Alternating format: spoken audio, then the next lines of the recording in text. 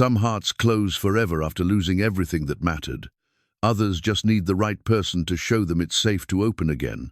Margaret Waverly thought she knew which kind she had. 5 years of widowhood had taught her that being alone was better than being broken. She ran her ranch with steel in her spine and ice in her veins, her late husband's wedding ring tucked away in a drawer like a relic of foolish dreams. Then she saw Boone Maddox crying by the river. This giant cowboy, who could tame wild horses with nothing but a steady gaze, was kneeling by the water's edge, with tears streaming down his weathered face. Margaret stopped her buggy and stared, her breath catching in her throat. She'd built walls around her heart for good reason, walls that had kept her safe and strong for half a decade. But what happens when those walls meet a man whose gentle tears show her what real strength looks like? Before we jump back in, tell us where you're tuning in from, and if this story touches you, make sure you're subscribed, because tomorrow I've saved something extra special for you. The morning sun cast long shadows across the Waverly Ranch as Margaret stood on her wraparound porch, coffee cup in hand, surveying the empire she'd built from grief and determination. 5,000 acres of prime cattle land stretched before her, dotted with prize-winning Herefords and bordered by the meandering Silver Creek that had given Silverbrush Crossing its name. The leather-bound ledger tucked under her arm contained every detail of her operation feed costs, breeding schedules, market price, all written in her precise handwriting. This ledger was more than bookkeeping. It was proof that she needed no one. At 42, Margaret Waverly commanded respect in ways that made grown men straighten their spines and women whisper behind gloved hands. Her dark hair, now touched with premature silver at the temples, was always pulled back in a practical chignon that never wavered, even in the prairie winds. She wore her independence like the finest silk, and it suited her better than any gown ever had. The black mourning dresses had long since been replaced by practical riding skirts and crisp white blouses, but she still wore them like armor against a world that expected her to be fragile. "Morning, Mrs. Waverly." Pete Rodriguez tipped his hat as he approached the porch steps. Her foreman had worked the ranch for 12 years, first under her husband Thomas, and now under her steady hand. Pete was one of the few men in 3 counties who could look her in the eye without flinching, perhaps because he'd seen her tears only once the day they buried Thomas and had never spoken of it since. "The east pasture fence needs mending," she said without looking at him, her gaze still fixed on the horizon. "And the bull in pen 3 has been favoring his left hind leg. Have Doc Peterson take a look." "Already sent word to the doc," Pete replied, pulling a worn notebook from his shirt pocket. "That new hand, Boone Maddox, spotted the limp yesterday evening. Good eye for livestock, that one." Margaret's cup paused halfway to her lips. She'd heard the name whispered in Toner Drifter, who'd shown up 3 months ago, looking for work and keeping to himself. The other ranch hands spoke of him with a mixture of respect and wariness, describing a man who could gentle the most spirited horse, but rarely spoke more than necessary to get the job done. "He's been staying in the old bunkhouse at the Garrett place," Pete continued, seemingly unaware of her sudden interest. "Helps out wherever he's needed, never asks for more than fair wages, quiet sort, but reliable." Margaret nodded curtly and turned toward the house. "I'll be in the study reviewing the breeding records. See that the men have what they need." The interior of the Waverly house reflected its mistress, elegant but not ostentatious, comfortable but never soft. Dark wood furniture that had belonged to Thomas's family filled the rooms, each piece heavy with history and expectation. Margaret's study, however, was entirely her own creation. Floor-to-ceiling bookshelves held volumes on cattle breeding, land management, and legal precedents. A massive oak desk dominated the center of the room, its surface organized with the precision of a military operation. She settled into the leather chair that had once been Thomas's and opened the ledger, but her mind wandered to the conversation with Pete. Something about the name Boone Maddox stirred a curiosity she thought she'd buried along with her capacity for surprise. In a town where everyone's business was common knowledge, a man who kept to himself was either running from something or protecting something precious. The sound of hooves on gravel drew her attention to the window. Judge Hartwell's carriage rolled up the drive with its usual pompous precision. Margaret suppressed a sigh and closed the ledger. The judge had been a persistent caller since the end of her official mourning period, armed with flowers, compliments, and an increasingly obvious agenda. "Margaret, my dear." Judge Hartwell swept into the study without waiting for invitation, his silver mustache waxed to perfection and his belly straining against his vest buttons. "You look radiant as always. I trust the ranch prospers under your capable hands." "It does." Margaret remained seated, not bothering with the social niceties that might encourage a longer visit. "What brings you out this morning, Judge? Can't a gentleman call on a lady without ulterior motives?" He settled uninvited into the chair across from her desk, his pale blue eyes scanning the room with the air of a man already considering redecorating. "Though I confess, I have been thinking about our conversation last week, about the challenges a woman faces running such a large operation alone." Margaret's jaw tightened. "I face no challenges that competence and determination cannot overcome." Of course, but surely you must feel the burden sometimes, the loneliness of making every decision, bearing every responsibility." His voice took on what he probably imagined was a compassionate tone. "A woman of your quality deserves a partner, someone to share both the joys and the sorrows." "I shared both once," Margaret said quietly, her fingers tracing the edge of the ledger. "I found that sorrows, when shared, multiply rather than diminish." Thomas had been everything the town expected in a husband: prosperous, well-mannered, ambitious. He'd courted her properly, married her in the white dress her mother had saved for, and given her 5 years of comfortable respectability. What he hadn't given her was understanding. When she'd wanted to learn about the ranch operations, he'd patted her hand and suggested she focus on making their home beautiful. When she'd questioned his business decisions, he'd reminded her that such matters were beyond a woman's concern. When she'd miscarried their only child, he'd been kind but distant, speaking of God's will and future blessings while she grieved alone. It was only after his sudden death from a heart attack that Margaret discovered the depth of his debts and the precarious state of their finances. The beautiful, helpless wife he'd cultivated had been forced to become a shrewd businesswoman overnight, or lose everything. The transformation had been born of necessity, but it had revealed strengths she never knew she possessed. "Thomas was a good man," Judge Hartwell said carefully, "but perhaps not the most practical in his final years. You've worked miracles restoring this place, but surely you're ready for a different kind of life now, a life with less burden and more pleasure." Margaret stood abruptly, her chair scraping against the hardwood floor. "I find great pleasure in competence, Judge. And I've discovered that the only burden heavier than responsibility is dependence." The judge's face reddened slightly, but he managed a strained smile. "You're too proud for your own good, my dear. Pride is a cold companion, but a reliable one." Margaret moved toward the door, making her dismissal clear. "Good day, Judge." After his carriage disappeared down the drive, Margaret found herself walking through the house with restless energy.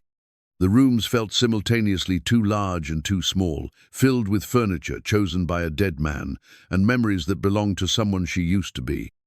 In the bedroom she'd once shared with Thomas, his portrait still hung above the fireplace, stern-faced man with kind eyes and weak chin, frozen forever in his Sunday best. She opened the top drawer of her dresser and pulled out a small velvet box, her fingers trembling slightly as she lifted the lid. Her wedding ring lay nestled in faded satin, the simple gold band that had once symbolized forever. After Thomas's death, she'd removed it not out of grief but out of honesty. It had never truly fit her anyway. The ring caught the afternoon light as she held it up, examining the inscription inside. "With all my love, T.W." She'd been so young when he'd slipped it onto her finger, so certain that love was about safety and security, about having someone else make the difficult decisions. She'd learned too late that love without understanding was just another kind of loneliness. Margaret closed the box with a decisive snap and returned it to the drawer. Some doors, once closed, should stay that way. Evening brought a restlessness that no amount of bookkeeping could cure. Margaret found herself saddling Duchess, her favorite mare, for a ride along the property lines. The ritual soothed her kicking fences, counting cattle, reassuring herself that everything remained under her control. The western sky blazed with orange and purple as the sun settled toward the horizon, painting the landscape in shades of gold that made even the most familiar sights seem touched with magic. She guided Duchess along the well-worn path that followed Silver Creek, listening to the gentle murmur of water over stones and the evening songs of birds settling in for the night. This was her favorite time of day, when the demands of running the ranch gave way to the simple pleasure of being alone with the land she'd fought so hard to keep.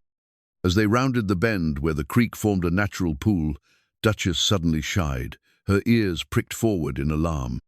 Margaret's heart lurched as she saw what had spooked the horsey figure kneeling by the water's edge, broad shoulders shaking with unmistakable grief. Time seemed suspended as Margaret stared at the scene before her. The man was massive, easily 6.5 feet tall, with shoulders that could carry the weight of the world. His hat lay beside him on the grass, revealing dark hair that curled slightly at the collar. His shirt stretched across a back that spoke of years of hard labor, but it was the vulnerability in his posture that made Margaret's breath catch in her throat. She should turn around, should give this stranger his privacy and ride home to her safe, controlled world. Instead, she found herself dismounting, her boots silent on the soft earth as she approached the grieving giant by the river. This was how second chances began, not with grand gestures or dramatic declarations, but with the simple act of choosing compassion over comfort, of staying when everything sensible said to go. Margaret's footsteps made no sound on the soft grass as she approached the kneeling figure. Up close, the man's grief was even more overwhelming. His shoulders shook with silent sobs, and his hands clutched something small against his chest.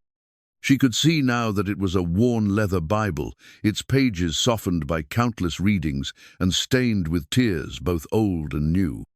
"I'm sorry," she said quietly, stopping a respectful distance away. "I didn't mean to intrude." The man's head jerked up, revealing a face that was both ruggedly handsome and utterly devastated. Dark eyes, red-rimmed with tears, met hers, and she saw him struggle to compose himself, to become the stoic figure the world expected. His jaw was strong and square, shadowed with several days' worth of beard, and there was a gentleness in his features that contradicted his imposing size. "Ma'am," his voice was rough, barely above a whisper. He started to rise, but Margaret held up a hand. "Please, don't get up on my account." She settled herself on a fallen log nearby, smoothing her riding skirt around her legs. "Sometimes the best thing about grief is having a moment alone with it." The man stared at her for a long moment, as if trying to determine whether her words were genuine or merely polite. Finally, he sank back down, his massive frame seeming to fold in on itself. "You're Mrs. Waverly." "I am. And you're Boone Maddox." She studied his face, noting the way he flinched slightly at the sound of his own name. "My foreman speaks highly of your work. Pete's a good man." Boone's gaze returned to the Bible in his hands, his thumb tracing its worn cover. "Don't know why he'd speak of me at all. Perhaps because you're the first person in 3 months to notice when one of my bulls was favoring a leg." Margaret kept her voice gentle, sensing that this man would bolt like a spooked deer if she pushed too hard. That kind of attention doesn't go unnoticed. A ghost of a smile flickered across Boone's features. "Animals don't lie about their pain. Makes them easier to help than most folks." The silence stretched between them, comfortable rather than awkward. Margaret found herself studying the way the dying light played across his features, the way his grief made him seem more human somehow, more real than the stoic cowboys she was accustomed to. "My mother used to read to me from this," Boone said suddenly, holding up the Bible, "every night before bed, no matter how tired she was from working the fields. She had the prettiest voice you ever heard." His voice broke on the last word, and fresh tears spilled down his cheeks. Margaret felt something inside her chest crack open, a space she'd kept carefully sealed for 5 years. "When did you lose her?" 2 weeks ago. The words came out like a confession. Influenza took her fast. One day she was humming over her mending. The next she was burning up with fever and struggling to breathe. I held her hand when she passed, and she made me promise to keep reading her favorite passages. He opened the Bible to a page marked with a faded ribbon. "But I can't make sense of the words anymore. They just look like marks on paper." "Grief has a way of stealing language from us," Margaret said softly. "After my husband died, I couldn't read anything but ledger books for months. Words about anything but numbers seemed to belong to someone else's life." Boone looked up at her with surprise. "You understand?" "I understand losing someone who shaped your world." Margaret surprised herself with the admission. She'd never spoken so openly about Thomas's death, not even to Pete. "I understand having to learn who you are when the person who defined you is gone. Were you happy with him, your husband?" The question should have been inappropriate, too personal for strangers by a riverbank. Instead, Margaret found herself considering it seriously. "I was content. Thomas was a good man who took care of me in the way he thought best. But happiness?" She shook her head. "I'm not sure I knew what that word really meant when I was married." "My mother was happy," Boone said, his voice growing stronger as he spoke about her. "Even when we lost the farm, even when we had to move from place to place looking for work, she found joy in small things. A wildflower by the road, a letter from an old friend, the way the light looked on water." He gestured toward the creek. "She would have loved this spot." "What was her name?" "Sarah Maddox, born Sarah Kellerman in Missouri, but she said she became herself when she married my father." Boone's smile was soft with memory. "She used to say that some people are born knowing who they're meant to be, and others have to be loved into becoming themselves." The words hit Margaret like a physical blow. She'd spent 5 years becoming someone harder, stronger, more independent. But listening to Boone speak of his mother's philosophy, she wondered if she'd been moving away from herself rather than toward who she was meant to be. "Tell me about her," Margaret found herself saying. "Tell me what made her happy." For the next hour, as the sun set completely and the first stars appeared overhead, Boone spoke of his mother with a tenderness that transformed him. Margaret learned that Sarah Maddox had collected pressed flowers between the pages of books, that she could make a feast from scraps, that she'd taught her son to see beauty in broken things and possibility in difficult circumstances. "She never remarried after my father died," Boone said, as he carefully returned the Bible to his jacket pocket. "Said she'd had her great love and didn't need another one, but she never stopped believing that everyone deserved to find theirs. Even after I made my mistakes, even when I thought I'd ruined any chance at a decent life, she'd tell me that God wasn't finished with my story yet." "What mistakes?" The question slipped out before Margaret could stop it, and she saw Boone's entire body tense. "Things that don't matter anymore," he said quietly, but his eyes had gone guarded. "Things better left buried with the past." Margaret sensed she'd reached the boundary of what he was willing to share, and she respected it. Everyone had secrets, had moments they wished they could undo. The fact that Boone carried his pain so visibly only made her trust him more, not less. "I should head back," she said, rising from the log and brushing grass from her skirt.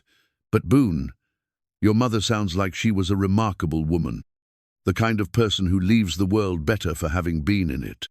She was. He stood as well, and Margaret was struck again by his sheer size. He could have been intimidating, should have been frightening to a woman alone in the gathering darkness. Instead, she felt safer in his presence than she had in years.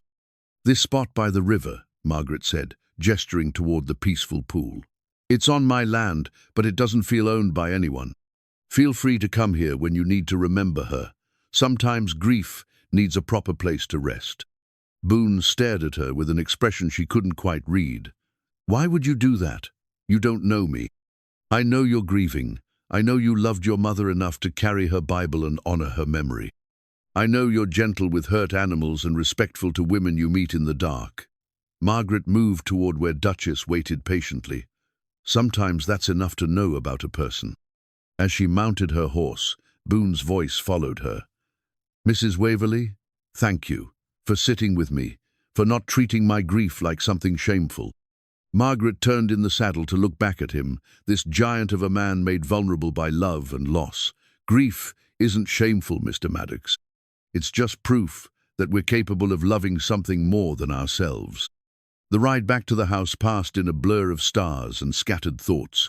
Margaret found herself replaying every word of their conversation, every expression that had crossed Boone's face. She'd expected to feel uncomfortable about the encounter, awkward about having witnessed such raw emotion from a stranger. Instead, she felt more alive than she had in months. In her bedroom that night, she found herself standing before Thomas's portrait again. His painted eyes seemed to regard her with their usual mild disapproval, as if he could sense her shifting thoughts. For 5 years, she'd kept his memory as a barrier between herself and the world, using his death as justification for her isolation. But tonight, for the first time, she wondered if Thomas would have wanted that. If the man who'd married her for her sweetness and light would have approved of the woman she'd become, competent but cold, successful but alone. Margaret turned the portrait to face the wall and went to bed with Boone Maddox's words echoing in her mind.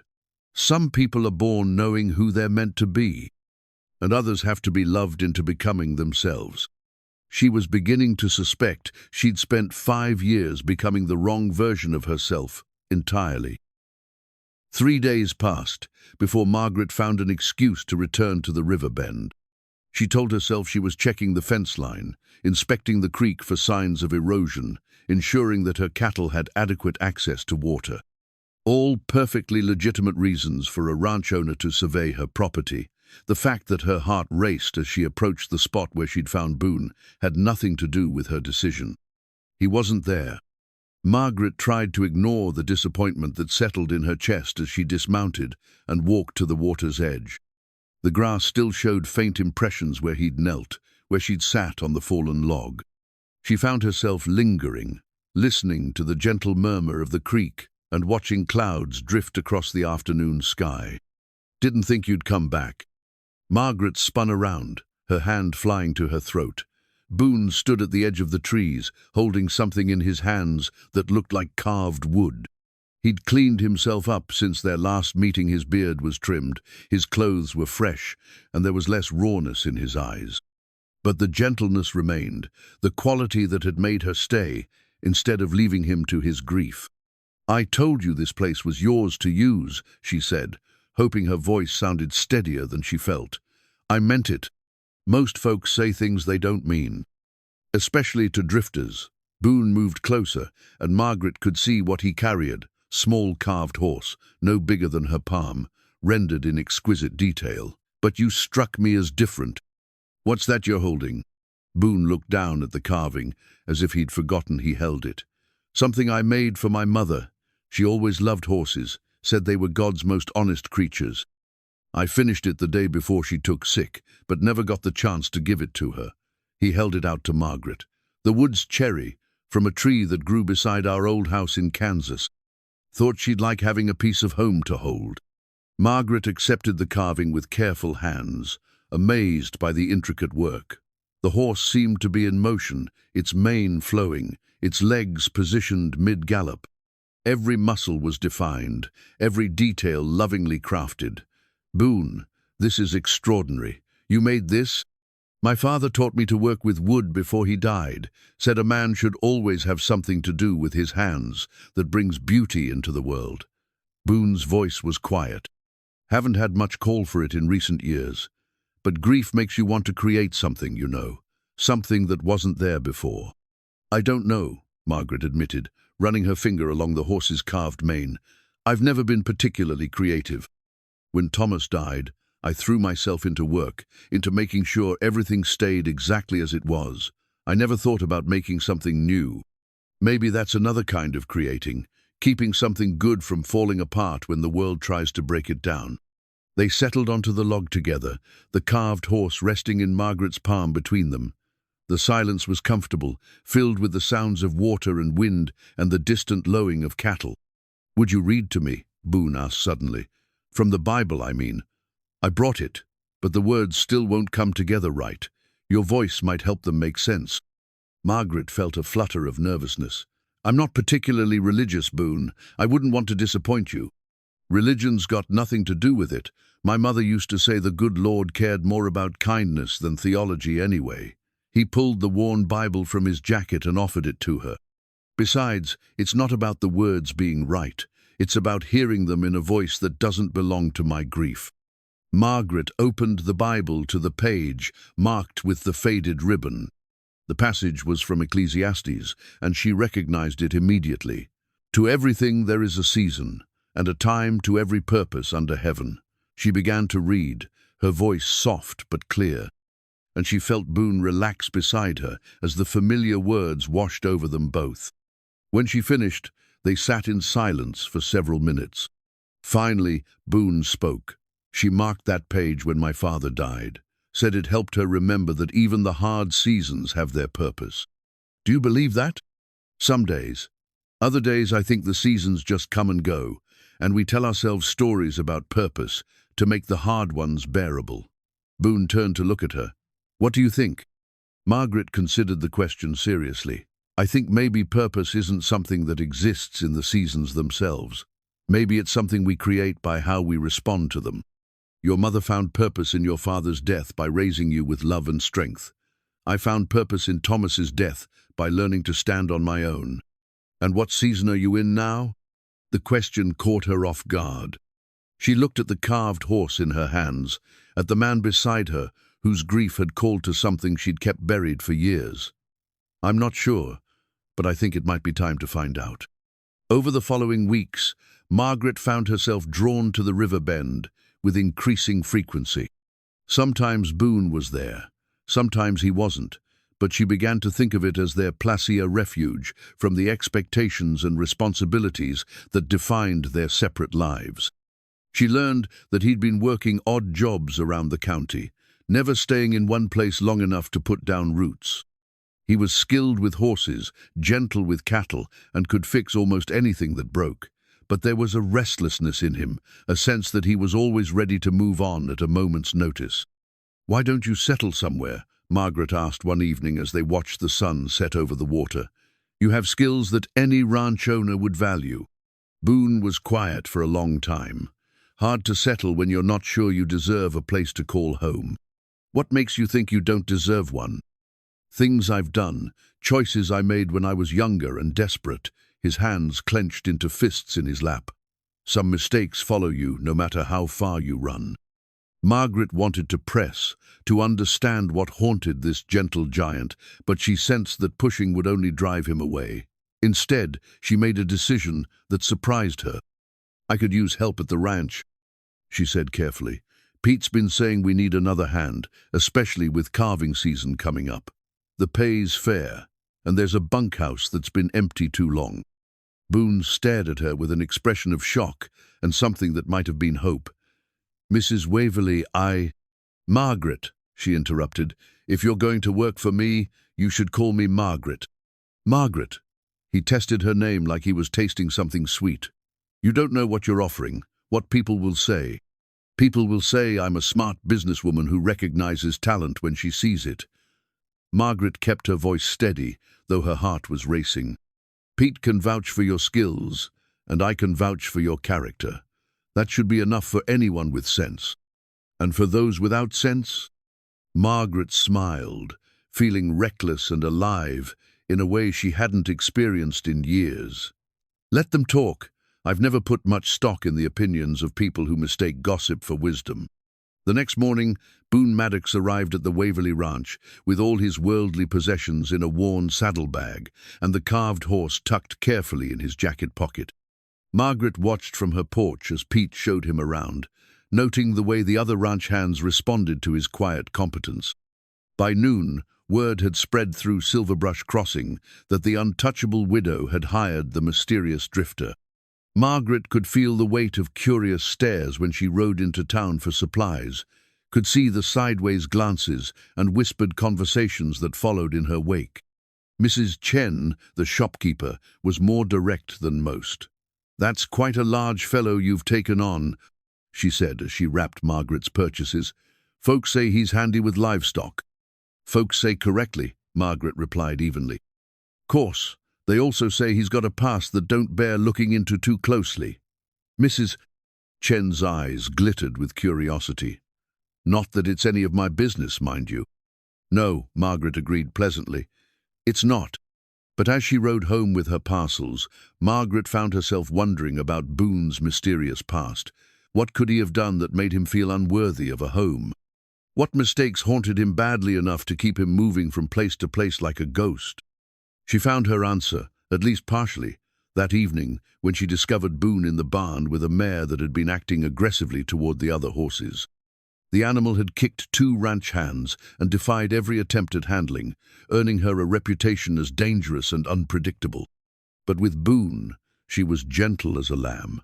He stood beside her, one massive hand resting on her neck, speaking to her in a voice too soft for Margaret to hear the words. The mare's ears were pricked forward, her body relaxed and trusting. "How did you do that?" Margaret asked from the barn doorway. Boone looked up, his eyes reflecting the lamplight. She wasn't mean, she was scared. Someone hurt her badly, and she learned to hurt back before anyone could hurt her again. But if you show her you're not going to harm her, she remembers how to trust. The parallel wasn't lost on Margaret. She moved closer, studying the way Boone's hands moved over the mare's coat, the way the animal leaned into his touch. "Is that how you see me? As something wounded that learned to bite first?" "I see you as someone strong enough to survive whatever tried to break you." Boone's voice was gentle, "but maybe strong enough to heal too when you're ready." Margaret felt something inside her chest flutter to life, something that had been dormant so long she'd forgotten its name. What if I've forgotten how? Then maybe someone who understands can help you remember. They stood in the golden lamplight of the barn, separated by only a few feet, but connected by something deeper than proximity.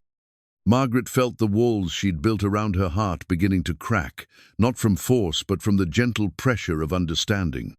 For the first time in 5 years, she wondered if she might be ready to remember who she used to be or, perhaps, discover who she was meant to become. Margaret had worn Thomas's pocket watch every day for 5 years. It had been a wedding gift from his father, a symbol of tradition and responsibility that she'd inherited along with everything else when he died. The weight of it in her vest pocket had become so familiar that she hardly noticed it anymore until, the morning she found herself leaving it on her dresser instead of clipping it to her clothing. The change was subtle but significant. Without the constant tick-tick-tick against her ribs, she found herself measuring time differently. Instead of checking the watch every few minutes, she began to notice the way shadows moved across the barn floor, the way the light changed as clouds drifted overhead. Time became less about schedules and more about moments. Boone had been working at the ranch for 2 weeks, and his presence had already transformed the daily rhythm of the place. The other hands, initially wary of the quiet giant, had quickly come to respect his expertise with difficult animals and his willingness to take on the jobs no one else wanted. Pete had confided to Margaret that morale was higher than it had been in months. "That Maddox fellow has a gift," Pete said as they watched Boone work with a young stallion that had been resisting the saddle. "Never seen anything like it. It's as if he speaks their language." Margaret nodded, but her attention was focused on the man himself rather than his skills. There was something almost meditative about the way Boone moved around, horse-slow, deliberate, never hurried or aggressive. He seemed to understand that trust was built in increments, that patience was more powerful than force. "He's been asking about the old cabin by the north pasture," Pete continued. "Wants to know if he could fix it up instead of staying in the bunkhouse. Says he's used to having his own space." The cabin had been empty for years, originally built for a ranch hand who'd wanted privacy for his growing family. After he'd moved on, it had fallen into disrepair, windows broken, roof leaking, porch sagging under the weight of neglect. "Tell him he's welcome to it," Margaret said. "If he's willing to put in the work to make it livable, it's his to use." That evening, she found herself walking toward the cabin as the sun set. She told herself she was simply checking on a piece of her property, but the truth was more complicated. She wanted to see what Boone was planning, wanted to understand why a man who claimed he didn't deserve a home was working so hard to create one. She found him on the cabin's front porch, replacing rotted boards with lumber he must have bought with his own wages. His shirt was off in the heat, and Margaret tried not to stare at the play of muscles across his back as he worked. There was something mesmerizing about watching a man who was truly skilled with his hands, who could take broken things and make them whole again. "You don't waste time," she said, announcing her presence. Boone looked up, wiping sweat from his forehead with the back of his hand. "Daylight's too precious to waste. My father used to say that a man who puts off today's work until tomorrow is borrowing against time he might not have." Wise advice. Margaret stepped onto the porch, testing the stability of the new boards. "How long do you think it will take to make it livable?" "A month, maybe 6 weeks if I work evenings and weekends. The bones of the place are good just, need someone to care for it again." Boone gestured toward the interior. "Would you like to see what I'm planning?" The cabin was larger than it appeared from the outside, with a main room that served as both kitchen and living area, a small bedroom, and a loft that could be used for storage. Boone had already begun cleaning and repairing, and Margaret could see his vision taking shape, simple but comfortable, a place that reflected its occupants' preference for function over ornamentation. "I thought I'd put in a proper window here," Boone said, pointing to a wall that faced the mountains. "A man should be able to see beauty when he wakes up in the morning." "And books," Margaret said suddenly. "You'll need shelves for books." Boone smiled, and the expression transformed his entire face. "You think I'm the reading type? I think you're the type who appreciates good stories, and your mother's Bible will need company." Margaret found herself moving closer, drawn by the warmth in his eyes. "I have more books than I know what to do with. You're welcome to borrow whatever interests you." "That's generous of you." "It's practical. Books are meant to be read, not just collected." Margaret turned in a slow circle, imagining the space as it could be. "This could be quite comfortable when you're finished." "It could be a home," Boone agreed quietly. "First real home I've had since my mother died." Something in his voice made Margaret look at him more closely. "You haven't had a home in all these years? Just temporary places, jobs that moved you along? Hard to put down roots when you're not sure you deserve to stay planted." Boone picked up his hammer, turning it over in his hands. "But maybe I'm tired of running from ghosts." Before Margaret could respond, they were interrupted by the sound of approaching hooves. Through the window, she saw Judge Hartwell riding up the path, his face set in lines of disapproval. Margaret's stomach clenched with dread. "Mrs. Waverly," the judge called as he dismounted. "I was told I might find you here. We need to speak." Margaret stepped onto the porch, positioning herself between the judge and Boone. "What can I do for you, Judge?" "You can explain what you think you're doing, hiring a man like this." Hartwell's pale eyes fixed on Boone with undisguised hostility. "Do you have any idea what kind of talk this is generating in town?" "The kind of talk that reveals more about the speakers than the subject," Margaret replied coolly. "Mr. Maddox is an excellent worker and a decent man. What more should matter?" "What more should matter?" Hartwell's voice rose. "Margaret, this man is a vagrant, a drifter with no references and no history anyone can verify. For all you know, he could be a criminal running from the law." Margaret felt Boone tense behind her, heard the sharp intake of his breath. "That's quite an accusation to make without evidence, Judge." "The evidence is his behavior skulking around, keeping to himself, refusing to answer direct questions about his past. Decent men don't hide their histories, Margaret. They don't avoid honest conversation about where they've been and what they've done." "Perhaps he values privacy over gossip," Margaret said. "Perhaps he judges people by their actions rather than their pedigree." Hartwell's face reddened. "You're being naive, and it's dangerous. A woman alone, isolated out here with a man of questionable character, it's a recipe for disaster. What would people say if something happened to you? They'd say I lived my life making my own choices instead of letting fear and prejudice make them for me." Margaret's voice was steady, but she could feel anger building in her chest. "Now, if you'll excuse us, Judge, Mr. Maddox has work to finish, and I have matters to attend to." But Hartwell wasn't finished. He stepped closer, his voice dropping to what he probably imagined was a persuasive tone. "Margaret, I've been patient with your independence, your need to prove yourself after Thomas's death, but this is going too far. A woman, in your position, has responsibilities to the community, to propriety, to your late husband's memory. Surely you can see that." The mention of Thomas hit Margaret like a physical blow, but not in the way Hartwell intended. Instead of shame, she felt a surge of clarity. For 5 years, she'd used Thomas's memory as both shield and prison, allowing his death to define what she could and couldn't do with her life. But Thomas had been gone for years now, and she was still here, still breathing, still capable of making choices that were hers alone. "My husband has been dead for 5 years, she said quietly. "His memory doesn't require me to live as if I died with him." "But surely—" "Judge Hartwell." Boone's voice cut through the argument like a blade. He stepped onto the porch beside Margaret, his full height and breadth suddenly, making the older man seem small and fragile. "I appreciate your concern for Mrs. Waverly's well-being, but I think she's made her position clear. Perhaps it's time for you to go."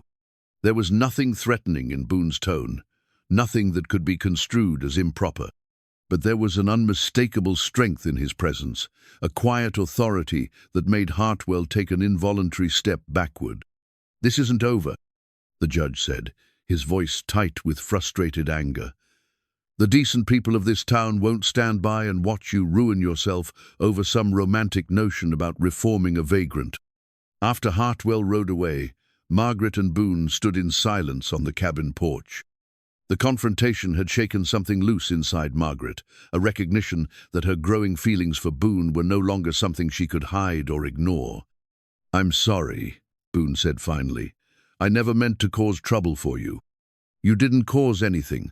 The judge's opinions are his own responsibility." Margaret turned to face him fully. "But Boone, I need to know, is there truth in what he said? Are you running from something that could hurt you, hurt me?" Boone was quiet for so long that Margaret thought he might not answer.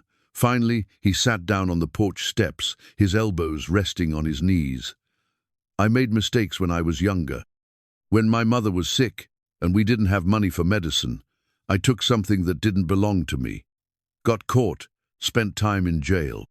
It's been 8 years, but that kind of mark doesn't fade." Margaret felt her heart sink and soar simultaneously. A thief that was the great secret he'd been carrying, the terrible past that made him feel unworthy of a home. "What did you take?"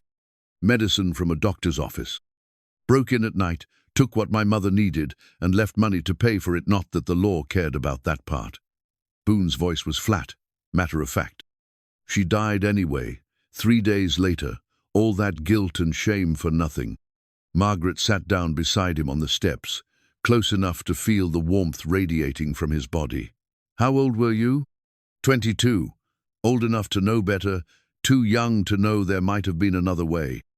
"And you've been punishing yourself for 8 years because you tried to save your mother's life?" Boone looked at her with surprise. "I broke the law, stole from a decent man who was just trying to make a living. You were desperate and grieving and trying to help someone you loved." Margaret reached over and took his hand, feeling calluses that spoke of years of honest work. "Yes, you made a mistake. But the measure of a man isn't whether he makes mistakes, it's what he does afterward.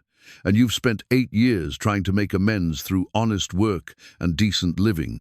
The law doesn't see it that way. If they find me, if someone recognizes me, I'll go back to prison, and anyone who's helped me will be seen as an accomplice." Margaret squeezed his hand tighter. "Then we'll have to make sure they don't find you." The words hung in the air between them, a declaration that changed everything. Margaret had just committed herself to protecting a man she'd known for barely a month, a man whose past could destroy her reputation and her future, and she found that she didn't care. "Margaret," Boone said softly, "you don't understand what you're saying." "I understand perfectly." She turned to face him fully, struck by the vulnerability in his dark eyes. "I understand that you're a good man who made one desperate choice in an impossible situation. I understand that you've more than paid for that choice with years of exile and self-punishment, and I understand that I'm tired of letting fear and propriety dictate my choices." They sat in the gathering twilight, hands linked, both aware that they'd crossed a line that couldn't be uncrossed. Margaret felt alive in a way she hadn't experienced since she was young, felt her heart opening to possibilities she'd thought were lost forever. "What happens now?" Boone asked. Margaret smiled, feeling reckless and brave and utterly certain. "Now you finish building your home, and I learn to live again. And we see what comes of two people who've spent too many years being afraid of their own hearts." As they walked back toward the main house, Margaret realized she'd left Thomas's pocket watch on her dresser that morning and hadn't missed it once. Time, it seemed, moved differently when you were brave enough to step into an uncertain future with someone who understood the weight of the past. For the first time in years, she was excited to see what tomorrow might bring. The letter arrived on a Tuesday morning, carried by a postal rider who seemed nervous about his cargo. Margaret watched from her kitchen window as Boone accepted the envelope, noting how his entire body went rigid when he saw the return address. She couldn't make out the details from where she stood, but she could see enough to know that whatever the letter contained, it wasn't good news. Boone tucked the unopened envelope inside his jacket and continued with his morning chores, but Margaret could see the tension in his shoulders, the way he kept touching the spot where the letter rested against his chest. By noon, she'd made up her mind to ask him about it. She found him in the north pasture, mending fence with an intensity that suggested he was trying to work away whatever troubled him. The mysterious letter peeked out from his jacket pocket, its edges already worn from his nervous handling. "You're going to wear a hole in that envelope if you keep touching it," Margaret said gently, approaching with a basket of food she'd used as an excuse to seek him out. Boone straightened, his hammer suspended in mid-swing. "Didn't hear you coming. You've been distracted all morning. Pete mentioned you nearly walked into a fence post earlier." Margaret set the basket down on a flat stone and studied his face. "Bad news from home?" "Don't have a home to get news from," Boone replied, but his hand moved instinctively to the letter. "This is something else. Something I hoped I'd left behind." Margaret waited, having learned that pushing Boone for information only made him retreat further into himself. Instead, she unpacked the basket, laying out sandwiches and cold lemonade, with the patience of someone who understood that some stories needed their own time to emerge. "My mother had a sister," Boone said suddenly, setting down his tools. "Aunt Lydia, mean as a rattlesnake and twice as poisonous.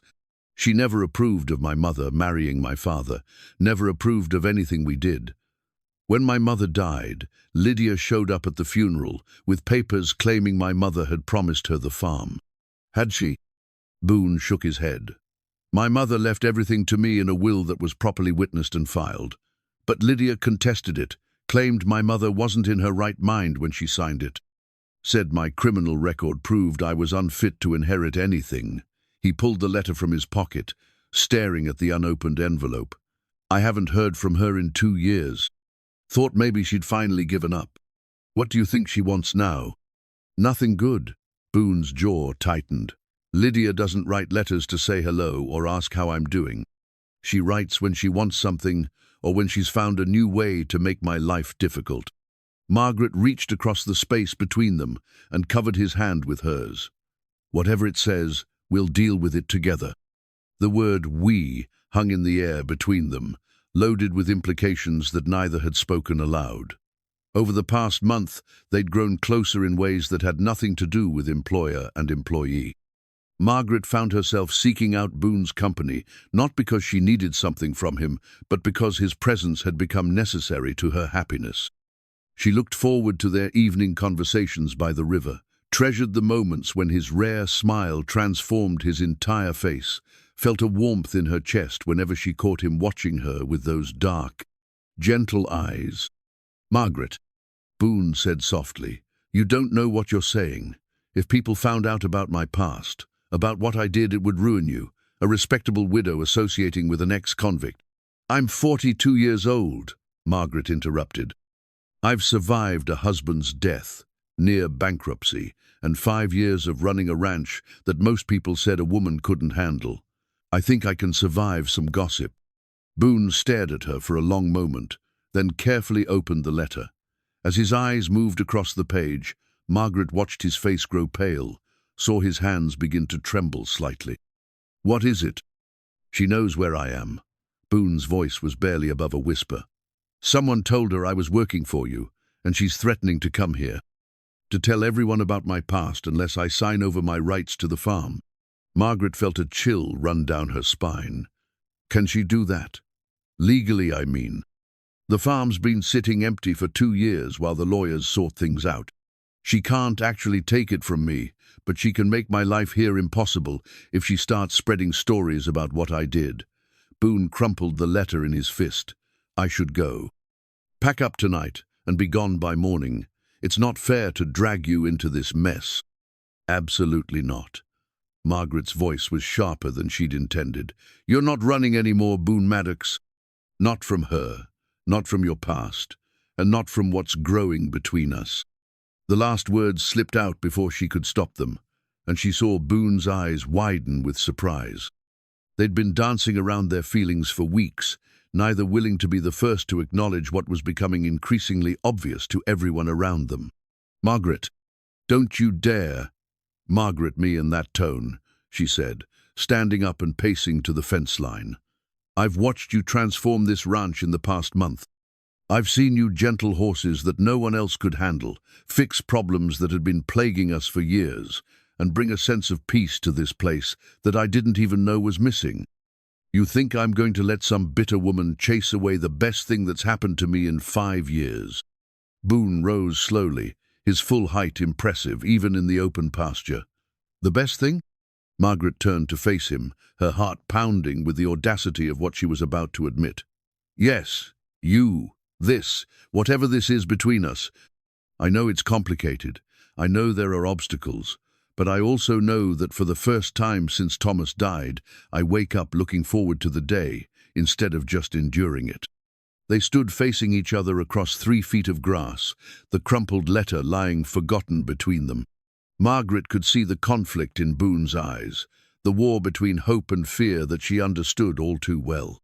"I care about you," she said quietly, "more than I should, more than is sensible, more than I ever thought I'd care about anyone again. And if you care about me too, then we face whatever comes together." "I care about you more than my next breath," Boone said, his voice rough with emotion. "But Margaret, if Lydia comes here, if she starts talking, then we'll deal with it, together." Margaret stepped closer, close enough to see the flecks of gold in his dark eyes. "I'm not some fragile flower that needs protection from the truth, Boone. I'm a woman who's fought for everything she has, and I'm willing to fight for this too." Boone reached out slowly, as if she might disappear if he moved too quickly. His large hand cupped her cheek with infinite gentleness, his thumb tracing the line of her cheekbone. "You deserve better than a man with my kind of baggage. I deserve a man who treats me like an equal, who respects my strength while cherishing my vulnerabilities, who makes me laugh and makes me think and makes me feel alive again." Margaret leaned into his touch. "I deserve you, if you're brave enough to let me have you." The kiss, when it came, was inevitable. Boone bent his head slowly, giving her every opportunity to pull away, but Margaret rose to meet him instead. His lips were warm and gentle, tasting of coffee and promises, and when his arms came around her, she felt safer and more cherished than she had in years. When they finally broke apart, both breathing hard, Margaret rested her forehead against his chest. She could hear his heart racing beneath her ear, could feel the tension in his body as he held her. "What happens now?" he asked, echoing her question from weeks before. "Now we stop being afraid of what other people might think and start being honest about what we want." Margaret pulled back to look at him. "Now we decide that some things are worth fighting for." Boone's smile was like sunrise after a long, cold night. "I've never had anything worth fighting for before, not since my mother died." "Well, you do now." Margaret picked up the crumpled letter and smoothed it out. "Let's see exactly what we're up against." They spent the rest of the afternoon making plans, discussing strategies for dealing with Lydia's threats and the potential scandal that might follow. But underneath the practical concerns, Margaret felt a deep sense of rightness, as if all the pieces of her life were finally falling into their proper places. That evening, as they walked back toward the house together, Boone caught her hand in his. The simple gesture sent warmth shooting through her entire body, and she realized that she'd been starving for affection without even knowing it. "Margaret," Boone said as they paused at the fork in the path that led to his cabin, "are you sure about this, about us? Because once we cross this line, there's no going back to being just employer and employee." Margaret squeezed his hand tighter. "I crossed that line the night I found you crying by the river. Everything since then has just been me catching up to my own heart." They stood in the gathering twilight, hands linked, both aware that they were choosing each other despite the obstacles that lay ahead.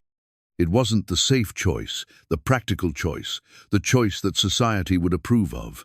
But it was theirs, and that made it the right choice. As Margaret walked the final stretch to her house alone, she realized that the future she'd been so carefully controlling had suddenly become beautifully uncertain. For the first time in years, she didn't know exactly what tomorrow would bring, and she found that the uncertainty thrilled rather than frightened her. Change, it seemed, was finally ready to find her. Margaret woke the next morning to the sound of rain drumming against her bedroom windows. She lay in bed for several minutes, listening to the storm and thinking about the conversation she needed to have with herself. For 5 years, Thomas's portrait had watched over her sleep from its place above the fireplace, a constant reminder of duty, propriety, and the life she'd left behind. But that life felt like a costume she'd outgrown, and it was time to acknowledge the woman she'd become. Rising from bed, she walked to the fireplace and lifted the portrait from its hook. Thomas's painted eyes seemed to regard her with their usual mild expression, neither approving nor disapproving. Just present, the way he'd been in life there but not quite engaged, loving but not understanding. "I'm sorry," she whispered to the canvas. "I'm sorry I tried to become the woman you wanted, instead of discovering who I really was. I'm sorry I used your death as an excuse to stop living, but I'm not sorry anymore." With steady hands, she turned the portrait to face the wall. It wasn't an act of anger or rejection, but one of release.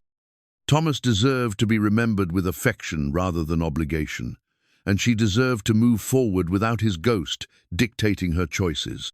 The rain was still falling when she made her way to the kitchen, but she could see through the window that Boone was already at work in the barn, tending to the animals despite the weather. Something about his dedication in the face of the storm made her chest tight with emotion. This was a man who understood responsibility, who cared for what was entrusted to him whether anyone was watching or not. She was pouring her second cup of coffee when Pete knocked on the kitchen door, his hat dripping and his expression concerned.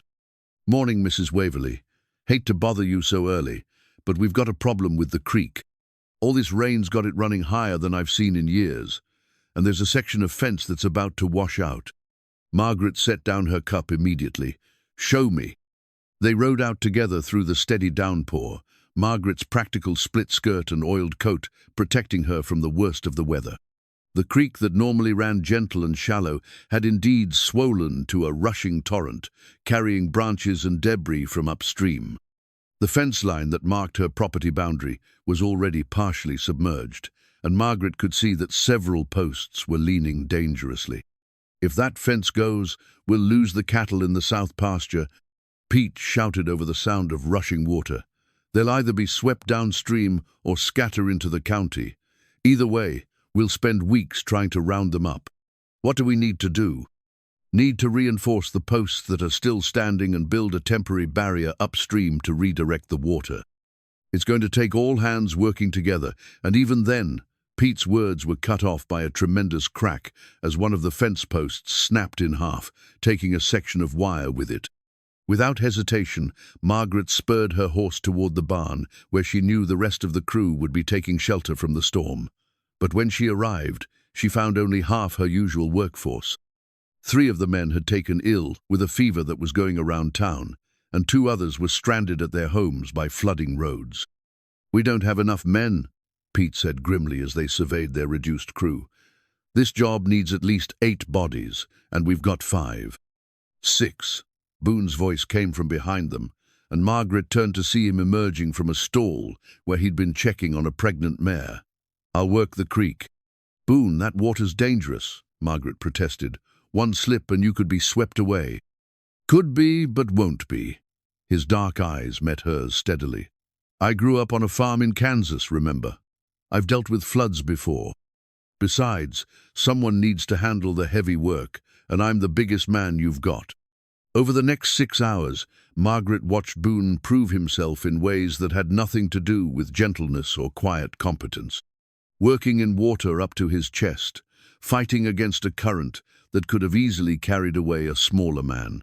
He anchored posts and strung wire with the methodical determination of someone who understood that failure meant catastrophe. Margaret worked alongside him, hauling supplies and holding posts steady while he drove them into the muddy creek bed. She was soaked within minutes, her hair plastered to her head and her clothes clinging uncomfortably, but she didn't care. This was her land, her livelihood, and she'd be damned if she'd watch it wash away from the safety of her porch. "Margaret, you need to get back," Boone called during a brief lull in the work. "This water's getting higher, and if something happens, you'll need all the help you can get," she replied, refusing to budge from her position. "We're in this together, remember?" By late afternoon, they'd managed to construct a temporary barrier that redirected the worst of the current away from the remaining fence posts. It wasn't perfect, but it would hold until the water receded and they could make permanent repairs. The crew trudged back to the barn, exhausted but triumphant, their clothes sodden and their boots squelching with every step.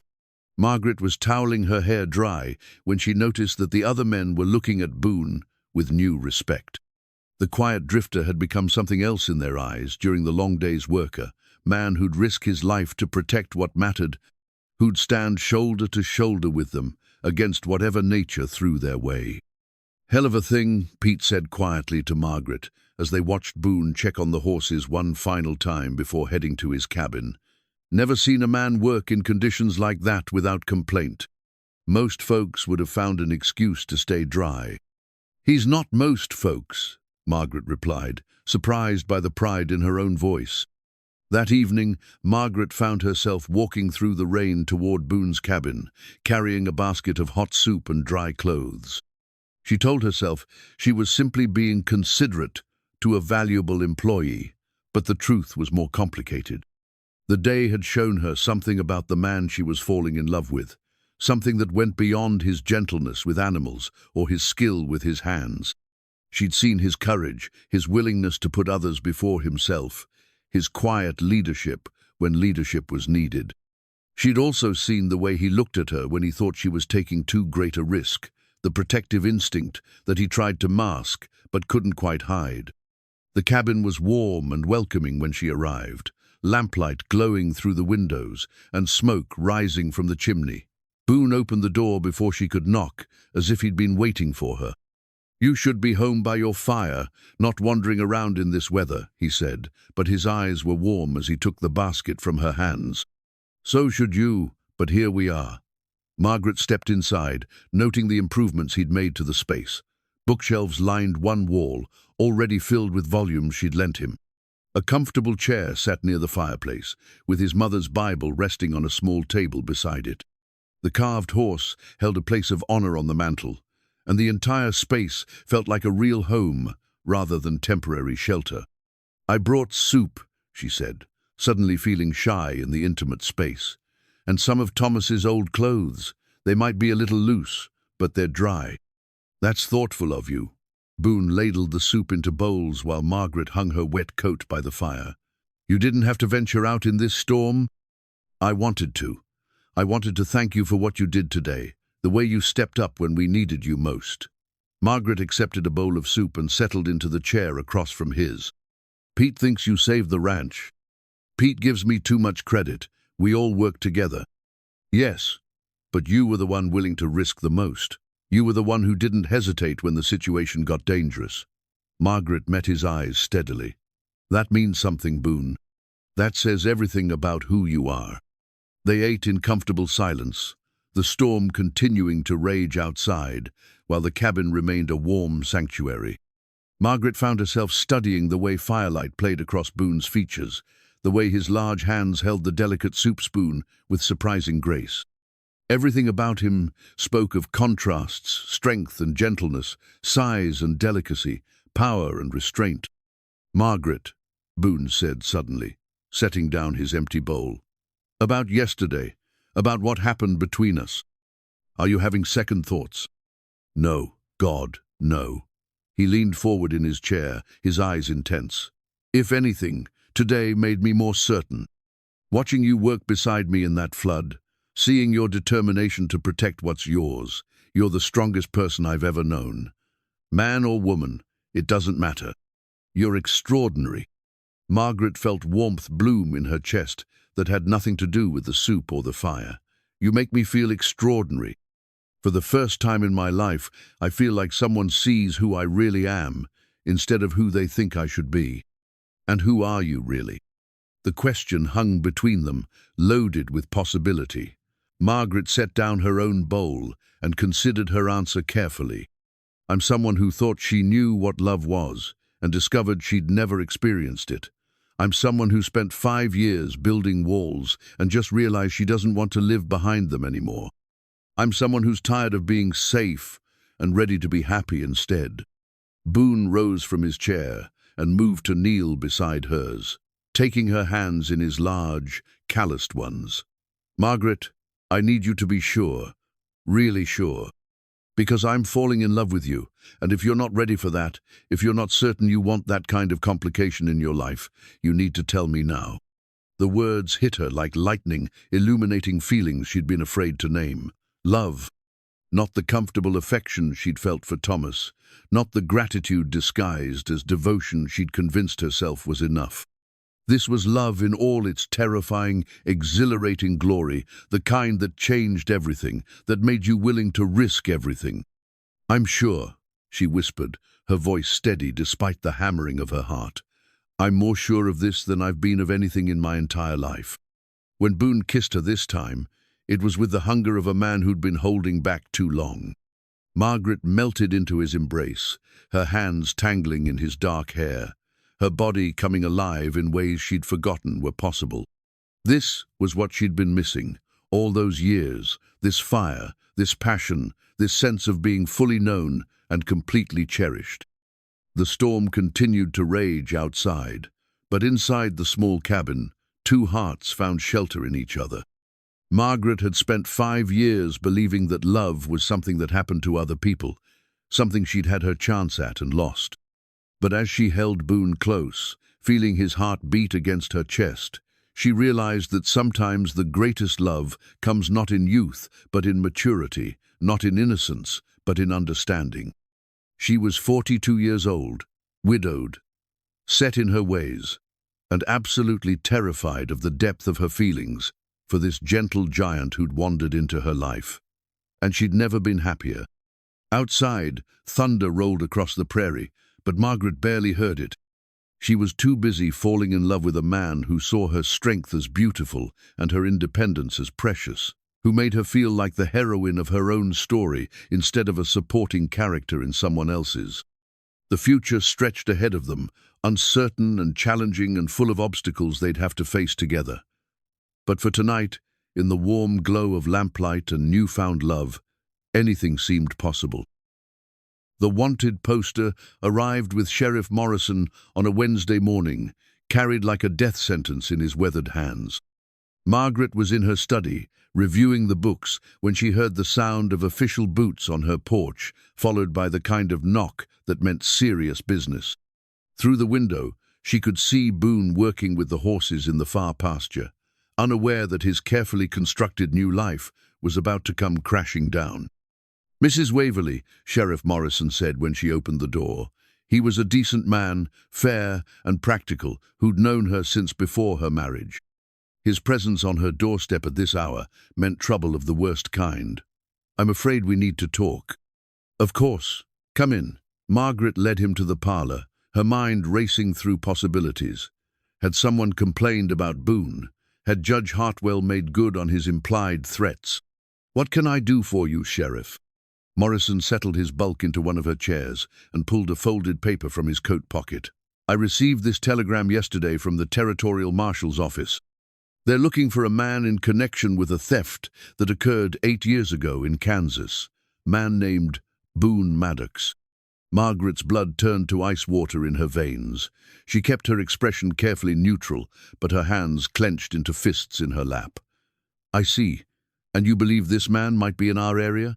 "Ma'am, I know he's in our area. He's been working for you for the past 2 months. Morrison unfolded the poster, revealing a crude but recognizable sketch of Boone's face above the words "Wanted for theft" and "500 reward." The description matches, the name matches, and frankly, the timing of his arrival matches too perfectly for coincidence. Margaret stared at the poster, her heart breaking as she read the details. Boone Maddox, aged 22 at the time of the crime, wanted for breaking and entering, theft of medical supplies, and resisting arrest. The charges were exactly as he described them to her, but seeing them laid out in stark black and white made them seem so much worse, so much more serious. "Sheriff, surely you can't be certain this is the same man. Boone Maddox isn't such an uncommon name." "Mrs. Waverly." Morrison's voice was gentle but firm. "I've been doing this job for 20 years. I know when someone's running from something, and I know when a good woman is trying to protect someone she cares about. But the law is the law, and this man is wanted by the territorial authorities." "What are the charges, specifically?" Margaret forced herself to ask the question, though she already knew the answer. "Breaking into Dr. Samuel Hartley's clinic in Topeka, Kansas. Stole approximately $50 worth of medical supplies, mostly laudanum and fever medicine. When Dr. Hartley caught him in the act, the suspect struck him and fled. Dr. Hartley suffered a broken nose and considerable bruising." Morrison refolded the poster. "There's also the matter of his mother, Sarah Maddox, who died 3 days after the theft. Some folks think the son was trying to sell the medicine for profit rather than use it to help her." "And what do you think?" Margaret asked quietly. Morrison sighed, suddenly looking every one of his 60 years. "I think a desperate young man made a stupid choice trying to save his dying mother. I think he's probably spent the last 8 years regretting it and trying to make amends. But Margaret, what I think doesn't matter. There's a warrant out for his arrest, and bounty hunters are starting to circle. I got word that at least 2 men are already asking questions in town." Margaret felt the walls of her carefully constructed world beginning to crumble. "Bounty hunters? Hard men who care more about the reward money than justice. They'll take him back to Kansas whether he comes willingly or not, and they won't be gentle about it." Morrison leaned forward in his chair. "Mrs. Waverly, I've known you since you were Thomas's young bride. You're one of the finest people in this county, and I'd hate to see you dragged down by association with a wanted man." "Dragged down how?" "Harboring a fugitive is a serious crime. Even if you didn't know who he was when you hired him, continuing to employ him now that you do know could make you an accessory. Your reputation, your ranch, everything you've built it could all be at risk." Margaret stood abruptly and walked to the window, looking out at the pasture where Boone continued his work, oblivious to the catastrophe bearing down on him. He looked so peaceful, so content, moving among the horses with that gentle confidence she'd come to love. The thought of losing him, of watching bounty hunters drag him away in chains, made her feel physically ill. "What are my options, Sheriff?" "You could terminate his employment immediately and make it clear to anyone who asks that you had no knowledge of his past. Distance yourself completely." Morrison's voice was carefully neutral. "Or you could convince him to turn himself in voluntarily. Might go easier for him if he surrenders rather than being taken by force. And if I do neither, then you risk losing everything you've worked for.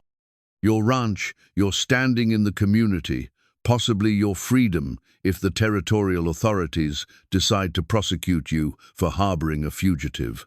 Morrison stood and moved to join her at the window. "Margaret, I know you care about this man. It's written all over your face, but you can't save him by destroying yourself." Margaret watched Boone gentle, a skittish colt, his massive hands patient and sure. This was the man she'd fallen in love with, kind, protective, skilled, honorable. The idea that he could be hunted like an animal, treated like a common criminal, made rage burn in her chest. "How long do I have?" she asked quietly. "The bounty hunters are asking questions, but they haven't located him yet. A day, maybe two, before they piece together where he's been staying." Morrison placed a hand on her shoulder. "Margaret, please, think about what you're risking here. Is any man worth losing everything for?" After the sheriff left, Margaret sat alone in her parlor, staring at the wanted poster. The crude sketch made Boone look brutish, dangerous, nothing like the gentle soul she'd come to know. But the facts were damning. He'd broken into a doctor's office, stolen medicine, and injured a man who'd tried to stop him. To anyone who didn't know the full story, he would seem like exactly the kind of criminal who deserved to be behind bars. She thought about the conversation she'd had with Boone by the river, when he'd told her about his mother's death and his desperate attempt to save her. She'd understood then why he'd made the choice he did, had even admired him for it in a way. But seeing it reduced to legal terminology on an official document made her question whether she'd been naive, whether her feelings had clouded her judgment. Margaret rose and walked to her bedroom, where Thomas's portrait still faced the wall. She turned it around and stared into her late husband's painted eyes, searching for guidance that didn't come. Thomas had been a law-abiding man, a pillar of the community who would have been horrified by the situation she found herself in. He would have told her to do her duty, to uphold the law regardless of personal feelings. But Thomas had never faced a choice between love and safety, had never been forced to choose between his heart and his security. He'd lived his entire life following the prescribed path, never questioning whether the rules were just or whether sometimes love demanded a higher law. Margaret turned the portrait back to the wall and walked to her dresser, where she opened the small velvet box containing her wedding ring. The simple gold band caught the afternoon light, and she remembered the young woman who'd worn it so hopefully, so trustingly. That woman had believed that love meant security, that marriage meant never having to face difficult choices alone. She was no longer that woman. The sound of boots on the porch interrupted her thoughts, and Margaret hurried downstairs, expecting to find the sheriff returning with more bad news. Instead, she opened the door to find Boone standing there with a bunch of wildflowers in his hand and a smile on his face that made her heart break all over again. "Thought you might like these," he said, offering her the flowers. "Found them growing by the creek where we first met. Seemed fitting." Margaret accepted the flowers with trembling hands, their beauty almost painful in light of what she now knew. "Boone, we need to talk." Something in her tone made his smile fade. "What's wrong?" "Come inside, please." They sat in the parlor where she'd received the sheriff's devastating news, and Margaret found herself unable to meet Boone's eyes as she pulled the wanted poster from where she'd hidden it in her skirt pocket. "Sheriff Morrison came to see me this morning," she said quietly, unfolding the paper. "He brought this." She watched Boone's face as he took in the poster, saw the color drain from his cheeks as he stared at his own crude likeness. His hands shook as he read the charges, and when he looked up at her, his dark eyes were filled with a pain so deep it took her breath away. "You know," he said simply. "I know." Margaret's voice was barely a whisper. "All of it. The theft, Dr. Hartley, your mother's death 3 days later. I know about the bounty hunters who are looking for you, and I know that anyone who helps you is risking everything they have." Boone set the poster aside and buried his face in his hands. For a long moment, the only sound in the room was his ragged breathing. When he finally looked up, his expression was one of complete defeat. "I should have told you the whole truth from the beginning," he said. "Should have given you the choice of whether to get involved with someone like me. But I was selfish, Margaret. For the first time in 8 years, I was happy, and I didn't want to give that up." "Someone like you?" Margaret's voice sharpened. "What does that mean exactly?" "A criminal. A man who broke the law and hurt an innocent person. A man who's been running from his mistakes for 8 years instead of facing them like he should have." Boone's voice was flat, emotionless. "The sheriff's right, you know. You should distance yourself from me before this destroys everything you've built." Margaret stared at him in disbelief. "Is that what you think of yourself, that you're some kind of monster who doesn't deserve happiness? I think I'm a man who made choices that have consequences. And I think those consequences shouldn't fall on the woman I love." Boone stood abruptly. "I'll be gone by morning. Packed and disappeared before anyone can connect you to harboring a fugitive." "Sit down," Margaret said sharply. "Margaret," I said, "sit down." Her voice carried the authority of someone accustomed to being obeyed, and Boone slowly sank back into his chair. "Now listen to me very carefully, because I'm only going to say this once. You are not a monster. You are not a criminal who deserves to spend his life running. You are a man who made one desperate choice in an impossible situation, and you've spent 8 years paying for it in ways that no court of law would ever require. The law doesn't see it that way. The law sees what's written on paper. I see the man who risked his life to save my cattle in a flood. I see the man who gentles frightened horses and carves beautiful things with his hands. I see the man who loved his mother enough to risk everything for her, and who's been punishing himself ever since because his sacrifice wasn't enough to save her." Margaret leaned forward, her eyes blazing. "That's not a criminal, Boone. That's a man with the biggest heart I've ever known." Tears spilled down Boone's cheeks, and Margaret felt her own eyes fill in response. "It doesn't matter what you see in me. What matters is what a jury will see, what a judge will decide. I can't ask you to throw away your life for someone who's not worth saving." "You're not asking," Margaret said firmly. I'm choosing you, choosing us, choosing to fight for something that matters more than reputation or safety or what other people think." Margaret woke before dawn the next morning with the weight of her father's hunting rifle in her hands. She'd retrieved it from the gun cabinet in Thomas's study, along with a box of ammunition that had sat unused for years. The weapon was familiar in her gripper. Father had taught her to shoot when she was 12, believing that any woman living on the frontier should know how to protect herself.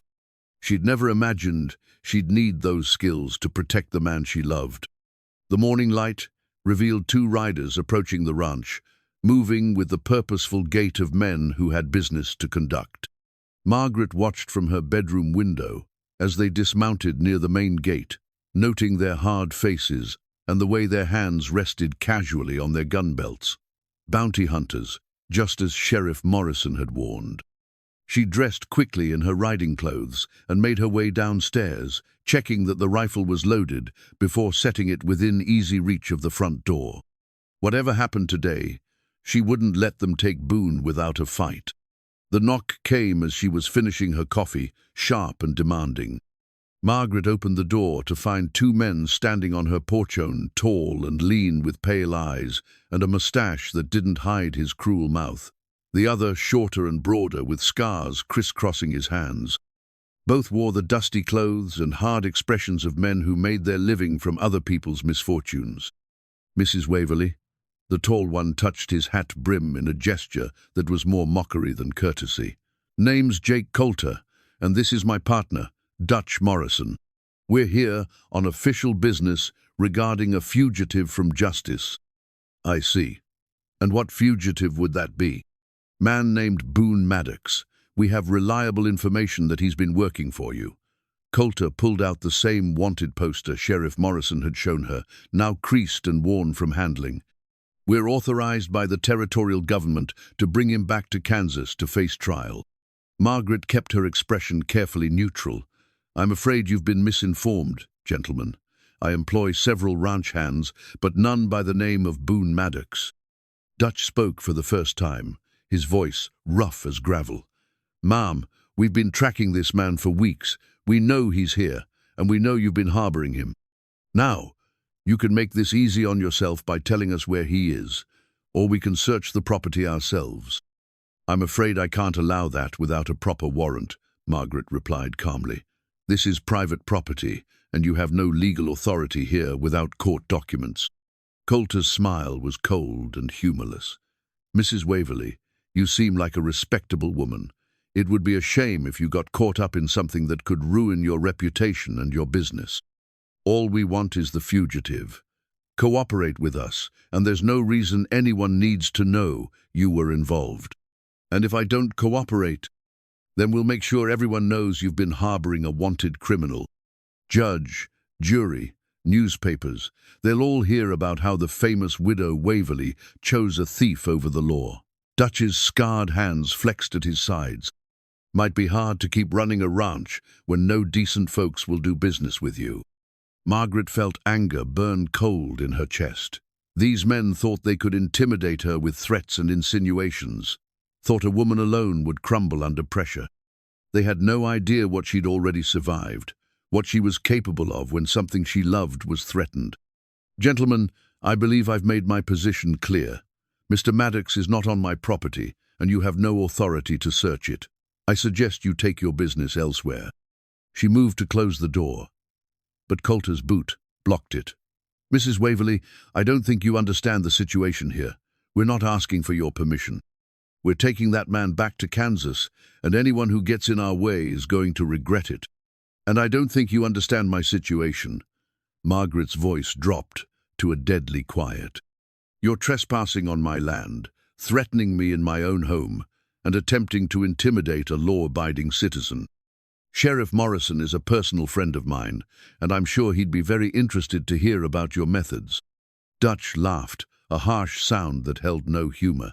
Sheriff Morrison's the one who told us where to find you, lady. He's got no love for fugitives or the people who protect them. The words hit Margaret like a physical blow. Morrison had seemed sympathetic, had acted like he was trying to help her make the right choice. Had he been playing both sides all along? Had her trust been misplaced once again?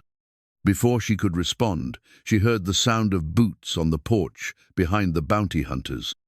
Pete Rodriguez appeared, flanked by two other ranch hands, all three men carrying rifles and wearing expressions that could have melted steel. Mrs. Waverly, Pete said politely, though his eyes never left the intruders. These gentlemen bothering you? They're just leaving, Margaret replied, relief flooding through her at the sight of her loyal foreman. Weren't you, gentlemen? Coulter's pale eyes flicked between Pete's rifle and the determined faces of the ranch hands. This isn't over, Mrs. Waverly. We know Maddox is here, and we're not giving up. We'll be watching every road, every trail. He can't hide forever. After the bounty hunters rode away, Margaret slumped against her doorframe, suddenly feeling every one of her 42 years. The confrontation had been worse than she'd expected, more threatening and personal. These weren't lawmen seeking justice, they were predators hunting prey, and they wouldn't be deterred by legal niceties or moral arguments. Where is Boone? Pete asked quietly. I sent him to check the north pasture fence line before dawn, told him to stay out of sight until these men moved on. Margaret looked at her foreman's weathered face, seeing concern and loyalty there. Pete, you don't have to get involved in this.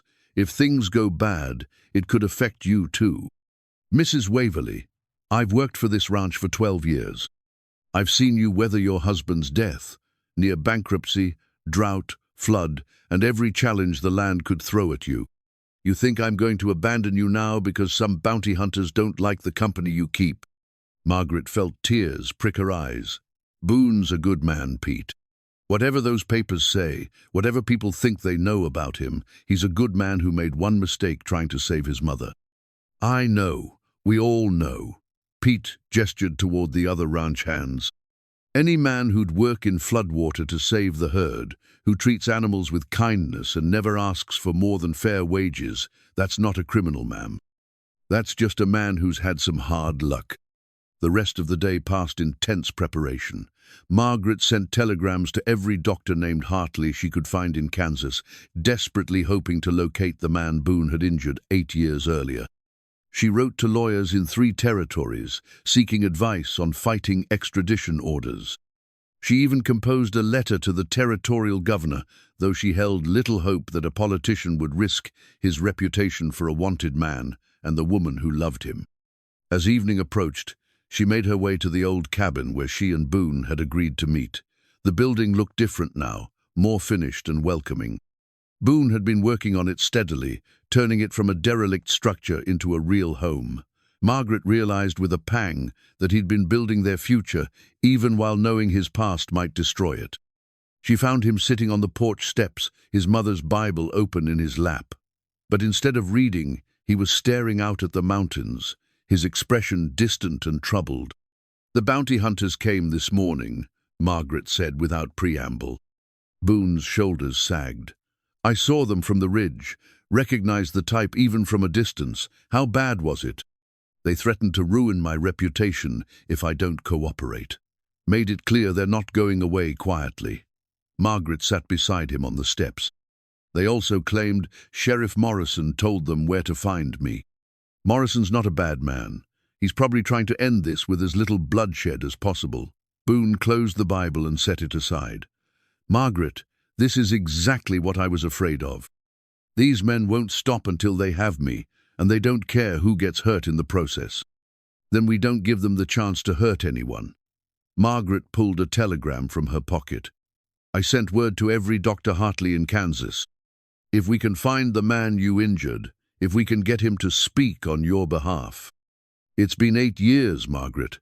Even if he's still alive, even if we could find him, why would he help me? I broke his nose and left him bleeding on his clinic floor. Because maybe he understands that desperate people do desperate things. Because maybe he's seen enough suffering to know that punishment isn't always the same as justice." Margaret took his hand in hers. "We have to try, Boone. It's the only chance we have." They spent the evening planning, discussing routes out of the territory if negotiations failed, identifying allies who might help hide Boone if running became necessary. But underneath the practical preparations, both of them knew they were fighting a battle with odds stacked heavily against them. As the sun set, Margaret found herself studying Boone's profile in the golden light. His face was peaceful despite the circumstances, and she realized that whatever happened, she regretted nothing. These past months with him had been the happiest of her life, worth whatever price she might have to pay. "Margaret," Boone said suddenly, "there's something I need to give you." He disappeared into the cabin and returned with a small bundle wrapped in soft cloth. Inside was the carved horse he'd made for his mother, the one he'd been carrying the night she found him by the river. "I want you to have this," he said, placing it gently in her hands. "If things go badly tomorrow, if they take me away, I want you to have something to remember that our time together mattered. That you mattered to me more than anything else in this world." Margaret stared at the exquisite carving, her vision blurring with tears. "Don't talk like that. Don't talk like we're already defeated." "I'm not defeated. I'm prepared." Boone cupped her face in his large hands. "Margaret, whatever happens, you've given me something I never thought I'd have again, hope. You've shown me that even a man like me can be worthy of love, can build something beautiful instead of just running from something ugly. That's a gift I'll carry with me no matter where I end up." They held each other as darkness fell over the ranch, two people facing an uncertain future with nothing but love and determination to sustain them. In the distance, they could see the lights of Silverbrush Crossing, where gossip and judgment waited like vultures. But in the small circle of warmth they'd created, none of that mattered. Tomorrow would bring the fight of their lives. Tonight, they simply held each other close and tried to memorize the feeling of being completely, perfectly understood by another human being. The carved horse rested in Margaret's palm between them, a symbol of love and loss, and the possibility that sometimes, if you're very lucky and very brave, you get a second chance at happiness worth fighting for. Margaret's mother's wedding dress hung in the back of her wardrobe like a ghost of dreams deferred. She hadn't seen it in years, hadn't thought about it since the dark months after Thomas's death, when even the sight of white lace had seemed like mockery. But this morning, as she prepared for what might be the most important day of her life, she found herself pulling the yellowed silk from its hiding place and holding it against her body. The dress was simpler than the elaborate gown she'd worn to marry Thomas, more suited to her mother's practical nature than the social expectations of Margaret's generation. It spoke of love chosen rather than love arranged, of promises made from the heart rather than obligation. Her mother had worn it to marry for love the second time, after being widowed young and told she should settle for security instead of passion. Margaret had never understood her mother's choice until now. She was still holding the dress when Pete's urgent knock came at her door. "Mrs. Waverly, you need to come quick. There's been developments."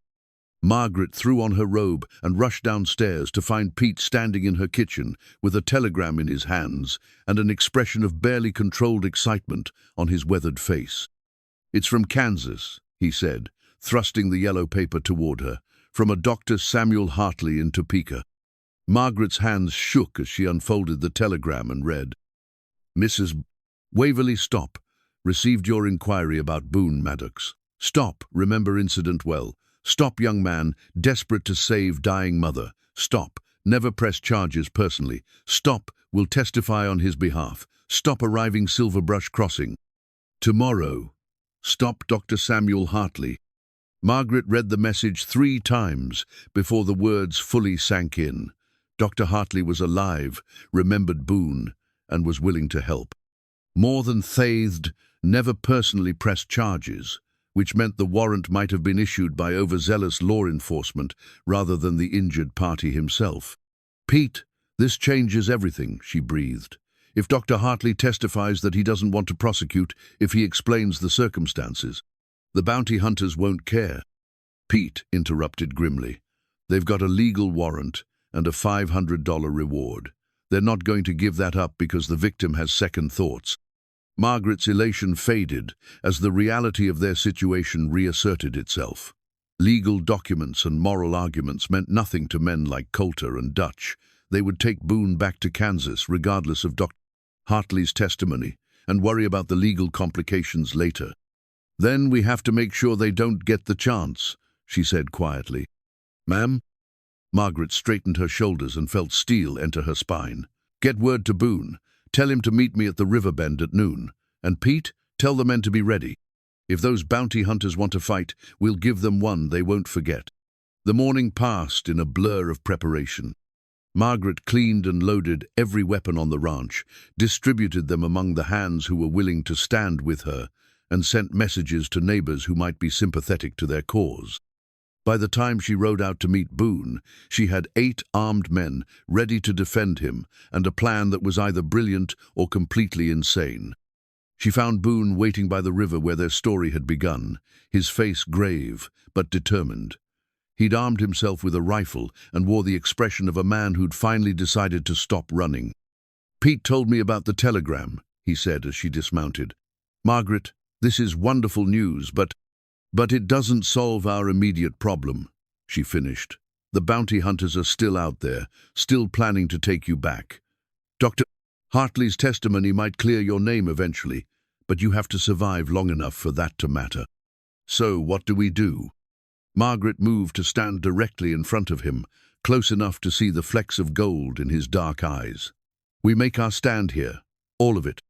The ranch hands, the neighbors who support us, everyone who believes that justice is more than just following orders. We show those bounty hunters that some people are worth fighting for." Boone stared at her in amazement. "Margaret, you can't ask people to risk their lives for me. If shooting starts, if someone gets killed, it will be because they chose to stand up for what's right instead of what's easy." Margaret reached up and touched his face, memorizing the feel of his skin under her fingers. "Boone, I've spent 5 years living safely, keeping my head down, avoiding anything that might upset my carefully ordered world. And I've been miserable. Not unhappy exactly, but not truly living either. You've been surviving, there's nothing wrong with that. There's nothing wrong with surviving, but there's everything wrong with settling for survival when you could have life instead." Margaret smiled, feeling strangely peaceful despite the danger surrounding them. "You've shown me what it means to be fully alive, to care about something more than safety and reputation. I'm not giving that up without a fight." The sound of approaching horses cut through their conversation. Margaret and Boone turned to see riders emerging from the trees, not bounty hunters, but Sheriff Morrison, accompanied by a man Margaret didn't recognize. The stranger was elderly, well-dressed, and carried himself with the authority of someone accustomed to being obeyed. Mrs. Waverly, Mr. Maddox. Sheriff Morrison called as they approached. I'd like you to meet Territorial Judge Harrison. He's here to sort out this situation once and for all. Judge Harrison dismounted with the careful movements of a man past his prime but still sharp as a blade. His eyes were kind but stern, and Margaret could see intelligence and fairness in his weathered features. Mrs. Waverly, I've heard a great deal about you, the judge said, touching his hat brim courteously. Your reputation for integrity precedes you, and Mr. Maddox have been reviewing your case with great interest. Your Honor, Boone said carefully, I'm prepared to surrender myself to proper authorities if you'll guarantee Mrs. Waverly won't be prosecuted for helping me. That's very noble of you, son, but it may not be necessary. Judge Harrison pulled a leather folder from his saddlebags. I've been in contact with Dr. Samuel Hartley in Topeka. Fascinating conversation. It seems the good doctor has some very specific opinions about your case. Margaret felt her heart leap. He contacted you directly? Indeed he did. Sent a telegram to my office as soon as he received Mrs. Waverly's inquiry. Seems he's been trying to have the charges against Mr. Maddox dropped for years, but the bureaucracy moves slowly and no one knew where to find the defendant. Judge Harrison opened the folder and pulled out several official-looking documents. Hartley never wanted to prosecute, you see. The charges were filed by an overzealous prosecutor who thought he was protecting a victim who didn't want protection. Boone swayed on his feet as if the words had physically struck him. He never wanted to prosecute? Dr. Hartley told me that you left money to pay for the medicine you took, that you were clearly desperate and grieving, and that the injury he sustained was accidental, a result of his trying to restrain you rather than any intent to harm on your part. Judge Harrison's voice was gentle. He said, and I quote, "That young man was trying to save his mother's life.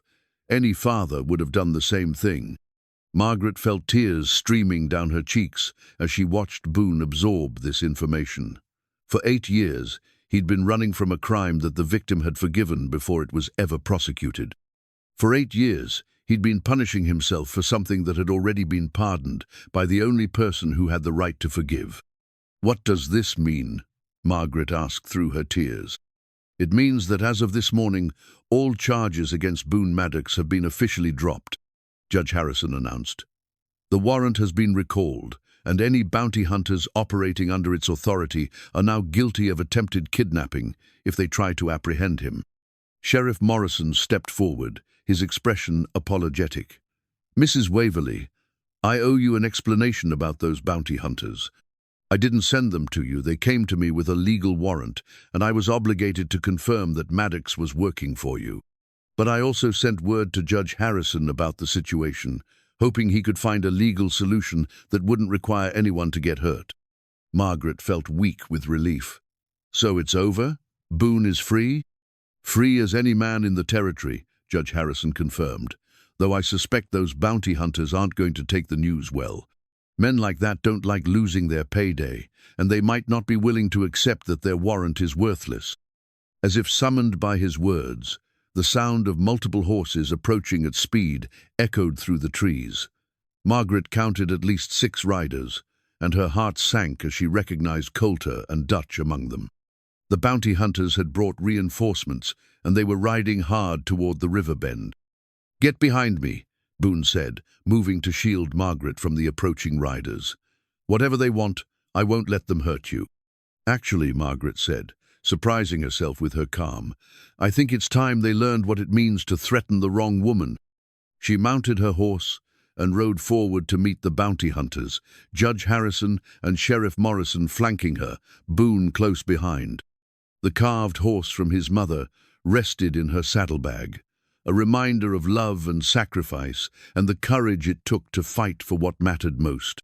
The final confrontation was about to begin, and Margaret Waverly had never felt more ready for a fight in her life. The bounty hunters reined in their horses 20 yards from Margaret's group, their faces hard with the frustration of men who sensed their payday slipping away. Coulter's pale eyes fixed on Boone with the intensity of a predator that had finally cornered its prey, while Dutch's scarred hands rested on his gun belt with practiced casualness. "Mrs. Waverly," Coulter called out, his voice carrying false politeness over the sound of rushing water. "I see you've brought help. That's fine, we can settle this legal-like. All we want is the fugitive, and then we'll be on our way." "I'm afraid there's been a development in that regard," Judge Harrison said, urging his horse forward. "Gentlemen, I am Territorial Judge Harrison, and I have some news concerning your warrant." Coulter's eyes narrowed as he took in the judge's official bearing. "What kind of news?" "The kind that means your services are no longer required." Judge Harrison pulled the documents from his folder, holding them high enough for all the bounty hunters to see. "As of this morning, all charges against Boone Maddox have been officially dropped. Your warrant is void, and any attempt to apprehend him will be considered kidnapping under territorial law."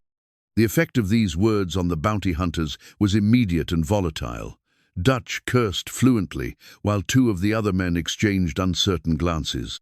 But Coulter's expression didn't change, and Margaret felt a chill as she recognized the look of a man who'd come too far to turn back empty-handed. "That's a mighty convenient story, Judge," Coulter said, his voice dripping with disbelief. "Funny how these legal developments always seem to happen just when we're about to collect our bounty. You got any proof of these so-called dropped charges?" Judge Harrison held up the official documents, but Coulter waved them away dismissively. "Papers can be forged, Your Honor, especially when there's a wealthy woman involved who might be willing to pay for the right kind of paperwork." Margaret felt Boone tense beside her, saw his hand move instinctively toward his rifle. "Easy," she murmured, though her own anger was building at the bounty hunter's implications. "Mr. Coulter," Sheriff Morrison said, his voice carrying the authority of years of law enforcement, "Judge Harrison is a respected territorial official. If he says the charges are dropped, then they're dropped. I suggest you and your men move on before this situation gets out of hand." "Or what?" Dutch had found his voice again, and it carried the rough edge of a man spoiling for a fight. "You going to arrest all 6 of us, Sheriff? You, and what army?" As if in answer to his question, the sound of approaching horses echoed from multiple directions. Pete Rodriguez emerged from the trees to the north with 4 ranch hands, all armed and ready for trouble. From the south, Margaret saw Judge Hartwell riding hard with 2 of his deputies, though whether he was coming to help or cause more problems remained unclear. And from the east, a group of townspeople she recognized came into view, shopkeepers and farmers who had apparently decided that some fights were worth joining. Margaret counted quickly. They now had nearly 20 people arrayed against the 6 bounty hunters. The odds had shifted dramatically, but she knew that didn't necessarily make the situation safer. Desperate men with guns were dangerous regardless of numbers. "Looks like the whole county's turned out," Coulter observed, his pale eyes scanning the assembled crowd. "Mighty impressive show of force for one wanted man. Makes a person wonder what kind of hold he's got over all these good folks." "The hold of decency," Margaret said, her voice ringing clear across the water. "The hold of standing up for what's right instead of what's easy, something you wouldn't understand." Coulter's smile was cold as winter. "Mrs. Waverly, you're a beautiful woman, and I'm sure this outlaw has filled your head with all kinds of romantic notions. But the fact remains we have a legal warrant. We've tracked our quarry to your ranch, and we're not leaving without him." "Your warrant is worthless," Judge Harrison repeated firmly. "I have the authority to void it, and I'm ordering you to stand down." "And I'm ordering you to step aside," Coulter replied, his hand moving to his gun. "We came here to do a job, and we're going to finish it." The tension in the air became almost unbearable.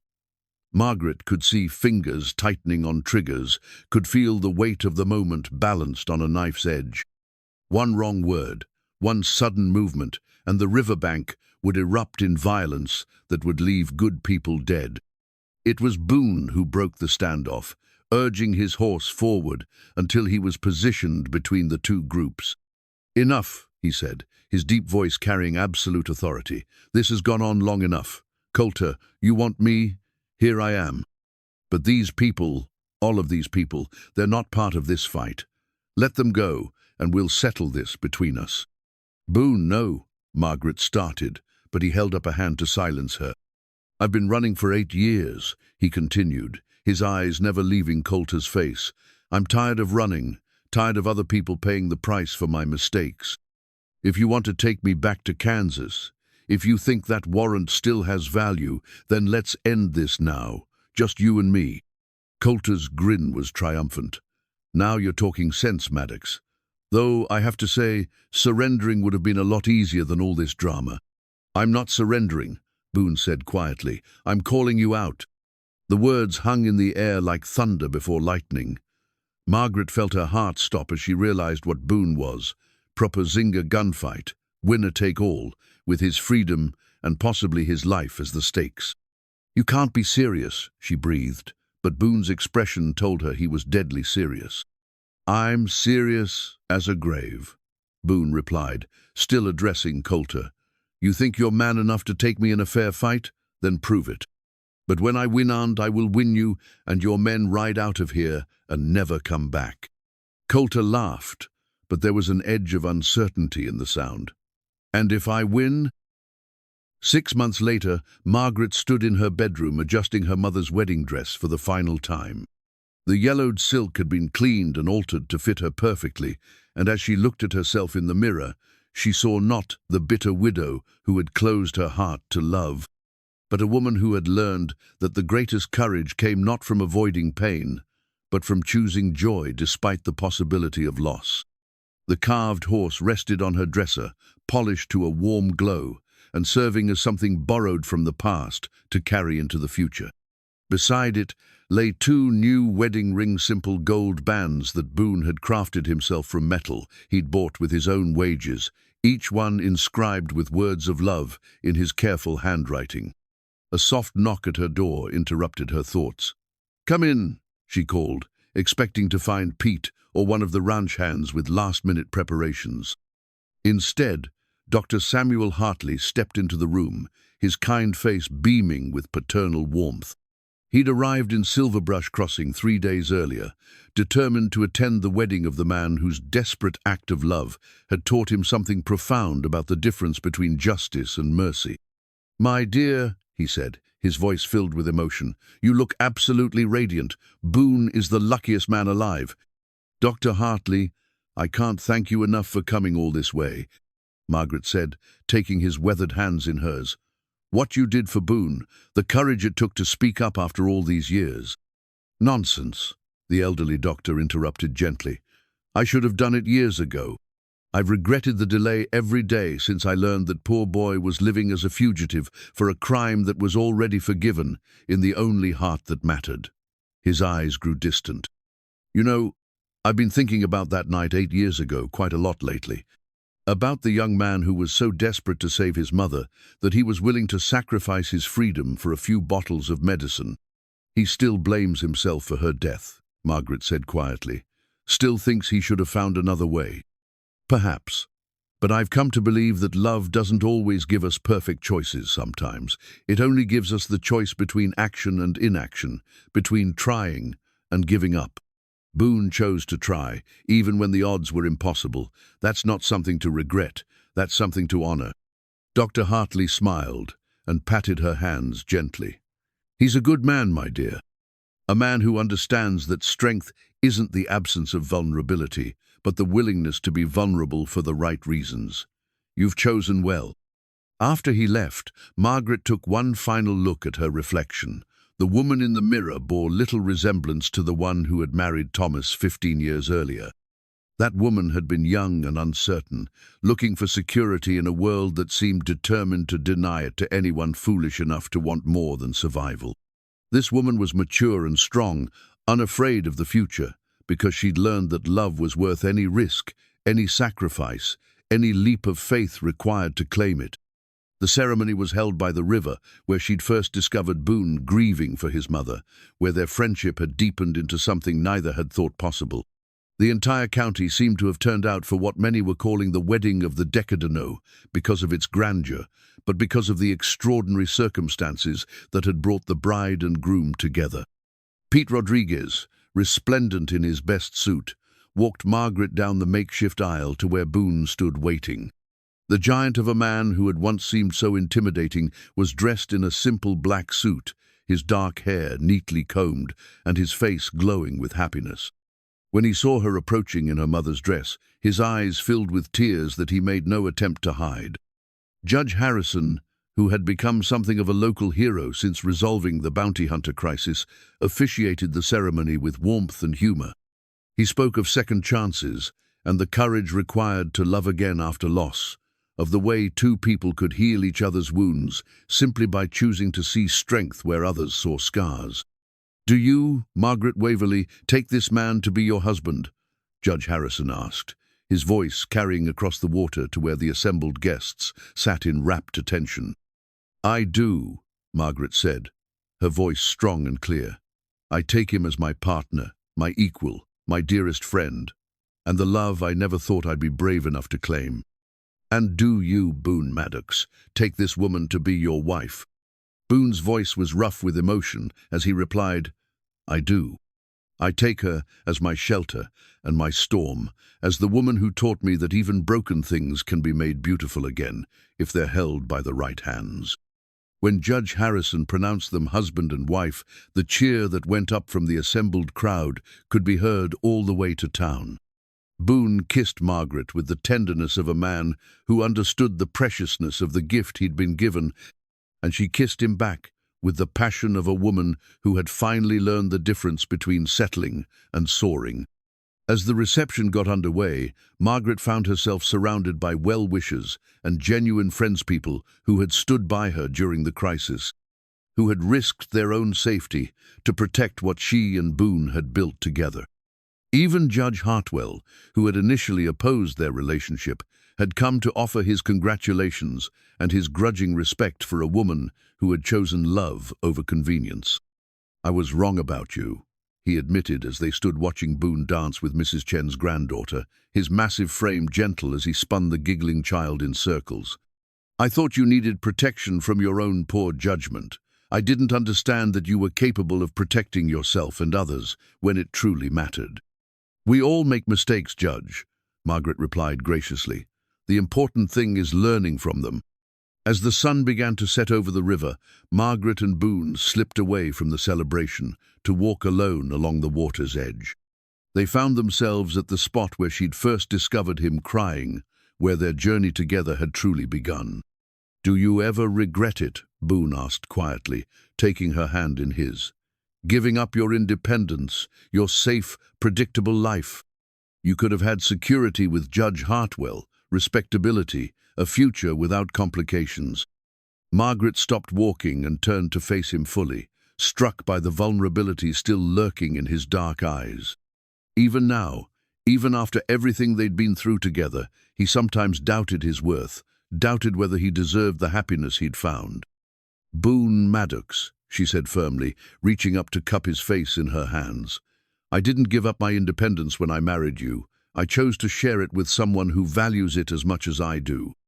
I didn't sacrifice my safety. I found a different kind of safety, the kind that comes from being known completely and loved unconditionally. And as for complications," she smiled, feeling mischievous. "My dear husband, life without complications isn't life at all. It's just existence." They kissed there by the river as the stars came out overhead, two people who had learned that the heart's capacity for love was infinite if you were brave enough to keep it open. Around them, the sounds of celebration continued, but in their small circle of lamplight and shared dreams, the only thing that mattered was the promise they'd made to each other. Later that night, as they sat on the porch of their finished cabin, sharing a cup of coffee and watching the moon rise over the mountains, Margaret reflected on the journey that had brought them here. The carved horse sat on the mantel inside, no longer a symbol of grief, but of transformation, of the way love could take broken pieces and create something beautiful from them. "What are you thinking about?" Boone asked, noticing her distant expression. "I'm thinking about time," Margaret replied, settling more comfortably against his side. "About how I spent 5 years measuring it in duties and obligations, watching it pass like something I had to endure rather than something I could enjoy. And now I'm thinking about all the time we have ahead of Usul, the mornings we'll wake up together, all the evenings we'll spend on this porch, all the challenges we'll face as partners instead of alone." Sounds like a pretty good way to spend a life, Boone said, pressing a kiss to the top of her head. It sounds like the only way to spend a life, Margaret corrected. At least the only way worth spending one. They sat in comfortable silence, listening to the night sounds of the ranch settling down around them. In the distance, they could hear the cattle lowing softly, the horses moving restlessly in their paddocks, the creek continuing its eternal journey toward the sea. These were the sounds of home, of a life built on love and sustained by the courage to keep choosing each other every day. Margaret thought about her mother's wedding dress, now carefully stored in their bedroom wardrobe for some future daughter or daughter-in-law to wear. She thought about Thomas's portrait, which she'd finally moved to the attic, not out of anger or rejection, but out of a recognition that the past deserved to rest in peace while the living got on with the business of being alive.